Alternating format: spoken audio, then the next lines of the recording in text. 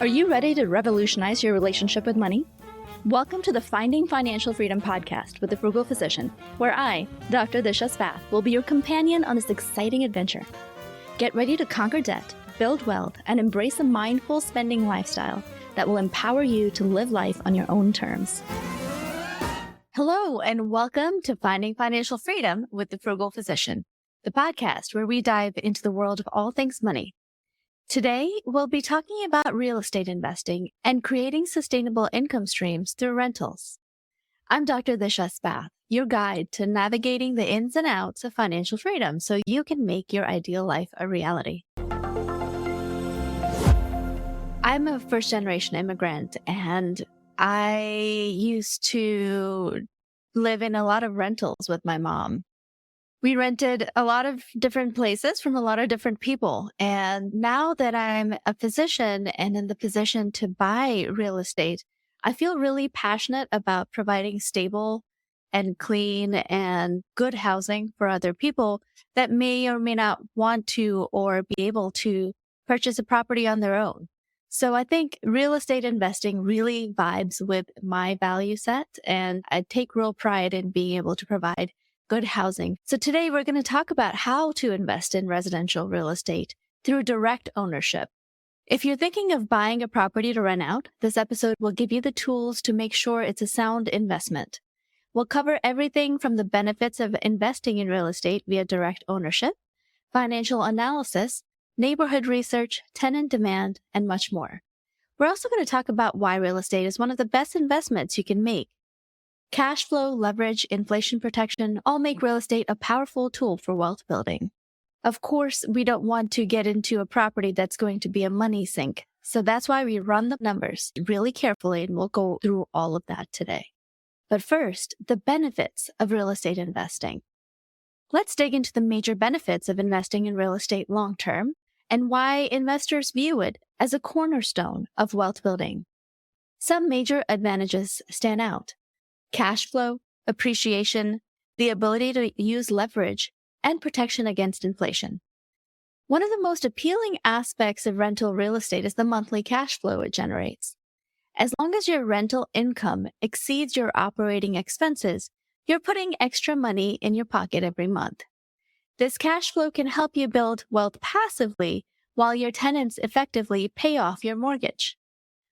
Over time, as rents increase and you pay off your mortgage, your cash flow grows, creating an even larger income stream. Leverage is another key benefit of real estate. Unlike other investments like stocks, you can finance a large portion of your real estate purchase with borrowed money through a mortgage, allowing you to control an expensive asset with a relatively small amount of cash. For example, with a 20% down payment on a $200,000 property, you're controlling a $200,000 asset with only $40,000 of your own money. As your property appreciates, the gains are based on the full property value, not just the amount you invested. This magnifies your returns, assuming the property value increases. Let's talk about appreciation, which is one of the key ways real estate investors build wealth over time. There are two types of appreciation to keep in mind: natural appreciation and forced appreciation. Natural appreciation occurs when the market value of your property increases over time due to external factors like economic growth, inflation, or increased demand in the area. For example, if a new shopping center, property values might increase because more people want to live in the area. Historically, real estate tends to appreciate over the long term, though this depends on the health of the local economy, job growth, and overall demand for housing. While you can't directly control natural appreciation, buying in areas with good economic prospects, population growth, and limited housing can maximize your chances of benefiting from it. Forced appreciation, on the other hand, happens when you, the property owner, take specific actions to increase the value of the property. This could be through renovations, adding new features, or improving the property's overall condition. Examples of forced appreciation include updating kitchens and bathrooms, adding extra bedrooms, improving curb appeal, or even converting unused spaces like basements into livable areas. By doing these upgrades, you can justify higher rents or sell the property for a higher price down the line. The key with forced depreciation is that you have direct control over how it happens. It requires investment, but if done right, the returns can far outweigh the costs. Both natural and forced appreciation contribute to long-term wealth building in real estate. Natural appreciation relies on the overall market, while forced appreciation gives you the power to drive value increases through strategic improvements. Real estate can also act as a hedge against inflation. As the cost of living increases, so do home values and rental prices. While inflation may erode the value of cash or fixed income investments, it typically works in favor of real estate owners because property values and rents tend to rise in an inflationary environment. You've seen that here through COVID.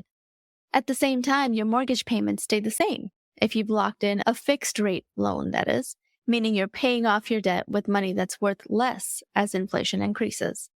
This dynamic gives you the advantage of growing your net worth while protecting against the eroding effects of inflation. The combination of these benefits, steady cash flow, the use of leverage, and inflation protection, makes real estate one of the most powerful vehicles for long-term wealth creation. Now let's move on to another significant advantage of real estate investing. That's tax benefits. One of the biggest advantages of investing in rental properties is the tax benefits. Long-term real estate investors can leverage several deductions and strategies to significantly lower their taxable income. This is because the U.S. government incentivizes creating housing for others. They want you to do this so that other people have places to live.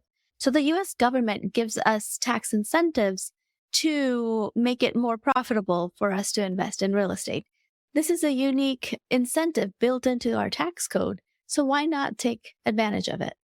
Let's break down the key benefits you can enjoy. First is depreciation.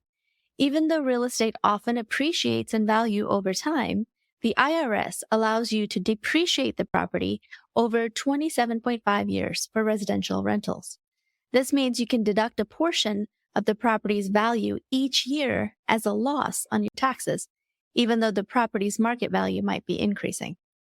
Depreciation can reduce your taxable income from passive activity like rental properties, sometimes significantly. There's also another thing called bonus depreciation. Bonus depreciation allows you to accelerate depreciation for certain property improvements, typically over a shorter period than standard depreciation.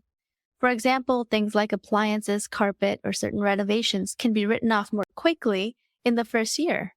This can significantly lower your taxable income on passive activity in the year of purchase or improvement, or in the first few years, boosting your cash flow in early years of owning a property. Keep in mind that this depreciation can be recaptured when you sell the property. That's why there are a few other tax codes that can make it more advantageous, but you can use a couple of other things that we'll go over in a second to avoid those taxes. Mortgage interest deduction is another important tax advantage. The interest you pay on a mortgage for an investment property is tax deductible. Since mortgage interest is often one of your largest expenses, this deduction can be a game changer for your tax bill. As a landlord, you can also deduct various operating expenses associated with running the property. This includes property management fees, repairs, maintenance, insurance, utilities, and even marketing costs if you're advertising for new tenants. So a lot of the things that you can't deduct as a homeowner of a primary property that you're living in, you can deduct as a rental property owner. So talking about that depreciation recapture and capital gains, a 1031 exchange is an important tax strategy to be aware of. If you decide to sell your rental property, you can defer capital gains tax by using a 1031 exchange.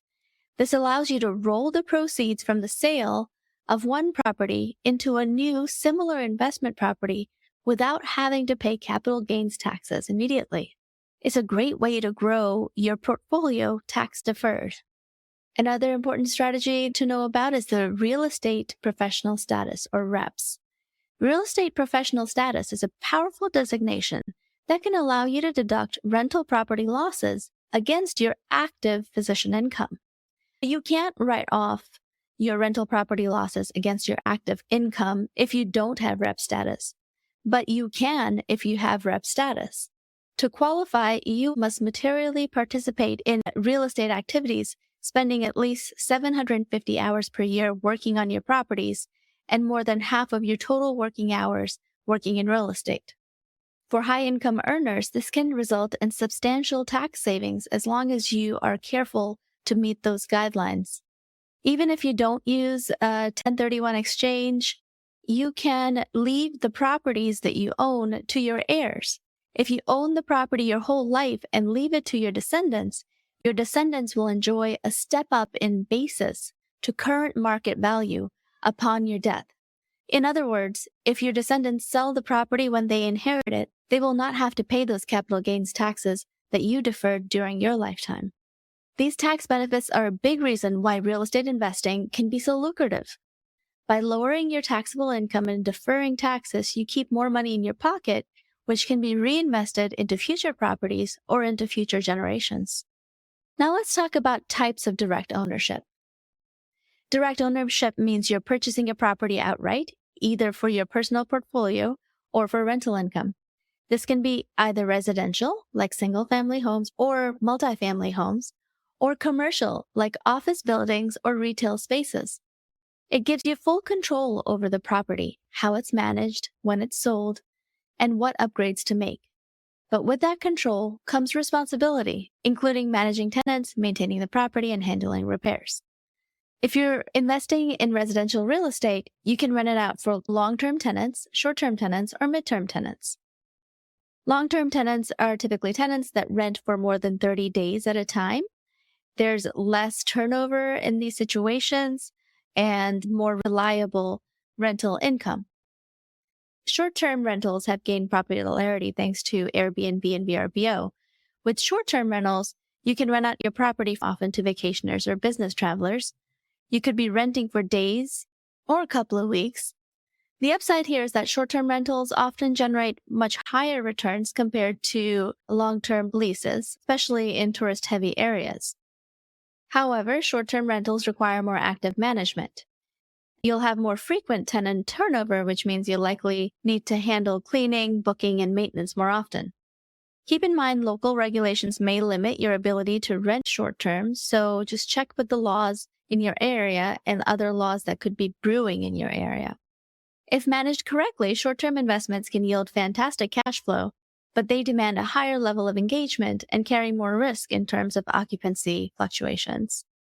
If you're interested in short-term rentals, you may also want to look into the short-term rental loophole as far as deducting your passive losses against your active income. Finally, there is the midterm rental strategy. This approach sits between short-term and long-term rentals, and is becoming increasingly popular among investors who want a steady cash flow without the hassle of frequent turnover. Midterm rentals typically cater to traveling professionals like medical staff, remote workers, or corporate employees who need housing for several months, but less than a year. These properties often offer furnished units and flexible lease terms, making them ideal for tenants who need a place to stay temporarily but don't want the expense of a short-term rental. The benefits of midterm investing include lower turnover than short-term rentals, reducing your workload while still offering higher rental income compared to traditional long-term leases. This approach can be especially lucrative in areas with transient populations, like near hospitals, corporate offices, or universities. The key is to position your property to meet the specific needs of midterm tenants, offering convenience and flexibility without sacrificing quality. Finally, remember, investing in rentals doesn't have to mean unclogging toilets in the middle of the night. You can choose how involved you want to be in that. If you don't want to be involved at all, you can hire a full-service management company to take care of all the properties for you. That's what I do, and I usually only hear from my manager once a month, and that's a maximum, when they give me the rundown of income and expenses. Or you can hire a contractor to be on call for you if you want to self-manage. Rental property investing can be anything you need it to be. Now, let's say you've decided real estate is right for you. Let's talk about investment strategy. It's crucial to understand your personal financial goals before diving into any real estate purchase. Are you aiming for monthly cash flow to supplement your income, or is your strategy to hold on to the property long-term, building equity through appreciation and paying down the mortgage? Your strategy will guide every decision, from what kind of property you buy and where you buy it. If you're looking for cash flow, you need a property that generates consistent rental income, ideally well above your expenses. This means focusing on high rent areas, but also balancing that with affordable purchase prices. If appreciation is your focus, you might be willing to accept a smaller cash flow in exchange for expected increase in the property's value over time. Properties in rapidly developing or gentrifying areas often fit this mold. Also, big cities like New York City are more places where you invest for appreciation rather than cash flow, because usually cash flow is pretty slim due to high taxes and other expenses. You generally want to invest in properties that at least have some positive cash flow. Investing in a property with negative cash flow is very risky and is a good way to get into a bad situation. So make sure your cash flow is positive, even if it is just $100. Now let's get into the numbers. To make an informed decision about whether a rental property is worth your time and money, you'll need to understand some basic numbers. Here are the top ones to focus on. First, cash flow. I've mentioned that a couple of times, but what is it exactly? Cash flow is simply the amount of money left over after you've paid all your expenses. These expenses include mortgage, insurance, property taxes, repairs, vacancies, management fees. A good rule of thumb is the 50% rule, which assumes that 50% of your rental income will go towards operating expenses, excluding the mortgage. After factoring in the mortgage, what's left is your monthly cash flow. Now, the 50% rule is a good screening tool, but before buying a property, you must try to get very accurate numbers and an accurate picture of all your income and expense categories. How can you do that? Well, you can talk to the utility providers and get a quote. You can talk to your insurance company, get a quote. You want to get the numbers as accurate as possible. Another quick screening tool is the rent to price ratio. This ratio helps determine if the rental income is worth the purchase price. The 1% rule is a common guideline, meaning that your monthly rent should be at least 1% of the property's purchase price. For example, if you're buying a property for $200,000, you want it to rent for at least $2,000 per month. Again, this is a screening tool when looking at properties and looking at multiple properties. So while you're scrolling through the MLS, you have an idea of which properties you should be spending time running the real numbers on and which properties really don't meet the mark. So this is not a hard and fast rule. It's just a screening tool. And now let's get to the hard and fast numbers, the numbers that you really want to look at. First is the cap rate. The cap rate is a great tool for comparing different properties. It's calculated by taking the property's net operating income and dividing it by the purchase price. Net operating income is the yearly income minus the expenses, but excluding the mortgage costs. So the formula looks like cap rate equals NOI over the purchase price times 100. A good cap rate depends on the market, but typically investors look for a cap rate between 5 to 10%. And they use it to compare different properties to determine which property might be best. Another number to look at is the ROI, or the return on investment. ROI measures how much profit or loss you make relative to the amount of money you've invested. You can calculate it annually by taking your net income after all the expenses and dividing it by the total cash you've invested, which includes your down payment and costs. A similar number is the cash-on-cash return. The cash-on-cash return measures the percentage of cash you're earning on your actual cash investment in a property, based on the cash flow it generates every year. It's a great way to quickly see how much return you're getting for the money you're putting into the deal. Here's a quick way to think about it. Cash-on-cash return is calculated by dividing your annual pre-tax cash flow from the property by the total cash you've invested. So it focuses only on your out-of-pocket cash investments, things like your down payment, closing costs, and any initial repairs. But it doesn't account for the full value of the property. In short, it shows you how hard your investment cash is working for you on an annual basis. Unlike metrics like ROI, which factor in property appreciation and long-term gains, cash-on-cash return focuses specifically on your cash flow, and it helps you understand how much income you're generating from your cash that you're putting into the property. 8 to 12% is often considered a good cash-on-cash return for a long-term rental property. If you're hitting numbers in this range, it generally indicates a solid return on your investment. Finally, another calculation I like to make using the free rental property calculator on calculator.net is IRR. IRR stands for Internal Rate of Return. Simply put, IRR is the annual rate of growth your investment is expected to generate over time. It's a percentage that tells you how profitable your investment is likely to be on an annual basis. In other words, the higher the IRR, the better potential return on your investment. The reason why IRR is so useful is that it takes into account the timing of cash flows. In real estate, this means it considers not only your rental income, but also things like when you sell the property, the timing of expenses, and even major repairs or improvements. It's a much more comprehensive way to evaluate a rental property than just looking at monthly cash flow or appreciation in isolation. Now, IRR is a bit more complex to calculate than metrics like cap rate because it involves projecting all of your future cash flows from the property and finding the discount rate that makes the net present value, or NPV, of those cash flows equal to zero. Don't worry, we won't get into that math just yet, but that's just a general idea. So how do you calculate the IRR? I'll give you a simplified explanation that focuses on the key concepts.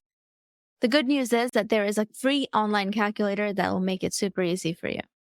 First step is to map out all the cash flows associated with your rentals. This includes the initial investment, usually the down payment and the closing costs, ongoing cash flows such as rental income minus expenses like mortgage payments, repairs, property taxes, and management fees, and future cash flows like lump sum if you sell the property in 5 or 10 years.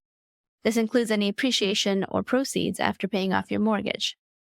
You just plug these numbers in to the free calculator and it spits out an IRR for you. For example, if your IRR is 12%, it means your investment is expected to grow by 12% every year when considering both your cash flows and appreciation.